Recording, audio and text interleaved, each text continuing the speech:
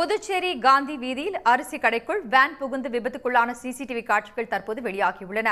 இதுகுறித்து கூடுதல் விவரங்களுடன் இணைகிறார் நமது செய்தியாளர் மகராஜ பாண்டி. மகராஜ பாண்டி, விபத்து குறித்து முழு விவரங்களையும் பதிவு செய்க.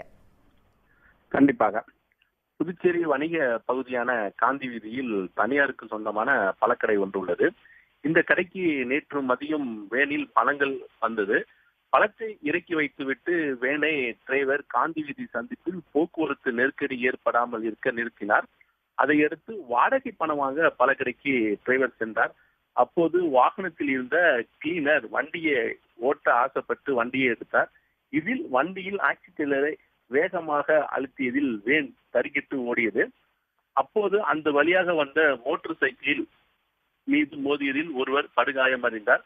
மேலும் அங்கிருந்த அரிசி மொத்த வியாபார கடையில் வேன் புகுந்ததால் பரபரப்பு ஏற்பட்டது. இதில் கடையில் பில் போடும் இடத்தில் இருந்த ஒருவரும் படுகாயமடைந்தார். இதனால் அங்கு போக்குவரத்து நெரிசல் ஏற்பட்டது. போக்குவரத்தை சரி செய்யும் பணியில் போலீசார் ஈடுபட்டு அந்த இடத்தில் போக்குவரத்தை சரி செய்தனர். மேலும் கடைக்குள் புகுந்து அந்தரத்தில் நின்றிருந்த வேனையும் அப்புறப்படுத்தினர். காயமடைந்த இருவரையும் மருத்துவமனைக்கு அனுப்பி வைத்தனர்.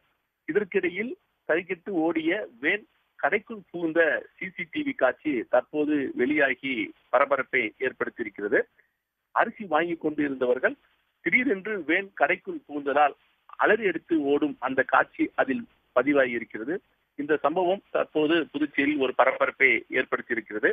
வேனில் இருந்து தப்பி ஓடிய கிளீனரை கிழக்கு பகுதி போக்குவரத்து போலீசார் வழக்கு பதிவு செய்து தேடி வந்த நிலையில் தற்போது அந்த கிளீனரையும் போலீசார் கைது செய்திருக்கிறார்கள். விவரங்களுக்கு நன்றி மகராஜ பாண்டி. உடனுக்குடன் செய்திகளை தெரிந்து கொள்ள சன் நியூஸ் பெல் ஐகானை கிளிக் பண்ணுங்க.